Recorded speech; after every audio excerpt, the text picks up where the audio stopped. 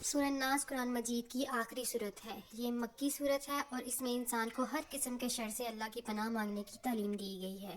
یہ دونوں صورتیں الفلق اور الناس مل کر موضوعتین کہلاتی ہیں۔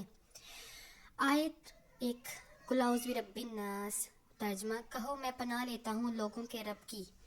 تفسیر میں یہاں اللہ تعالیٰ کو رب الناس کہا گیا ہے، یعنی وہ جو انسانوں کی پرورش، حفاظت، تربیت اور نگہداشت کرتا ہے۔ اس میں یہ سبق ہے کہ انسان اپنی کمزوریوں اور اندرونی اور بیرونی خطرات سے خود نہیں بچ سکتا، اسے اللہ کی مدد کی ضرورت ہوتی ہے۔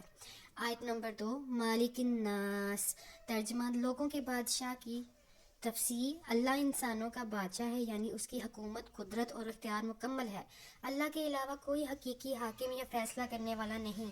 یہ انسان کو یاد دلاتا ہے کہ شیطان طاقتور لگے مگر حقیقی طاقت اللہ کے پاس ہے۔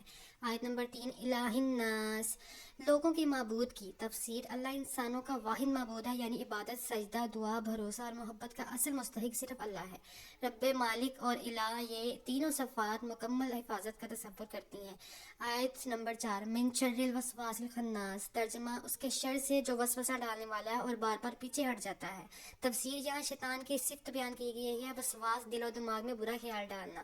خناس، جب انسان اللہ کو یاد کرے تو فوراً پیچھے ہٹ جانا۔ شیطان کا اصل حملہ اندرونی حملہ ہے، خیالات، خواہشات، گمراہی کا بہکانا۔ جیسے ہی انسان ذکر الہی کرے شیطان کی قوت کم ہو جاتی ہے۔ آیت نمبر 5، الذی یوسوس فی صدور الناس۔ ترجمہ، جو لوگوں کے سینوں میں وسوسہ ڈالتا ہے۔ تفسیر، شیطان انسانوں کے دماغ میں نہیں بلکہ دل میں اثر ڈالتا ہے۔ وہ خیر کو شر اور شر کو خیر بنا کر دکھانے کی کوشش کرتا ہے۔ وسوسے سے بچنے کا طریقہ، ذکر الہی، وضو، قرآن کی تلاوت، موعظتین پڑھنا۔ آیت نمبر 6، من الجنۃ والناس۔ ترجمہ، چاہے وہ جنات میں سے ہو یا انسانوں میں سے۔ تفسیر، وسوسہ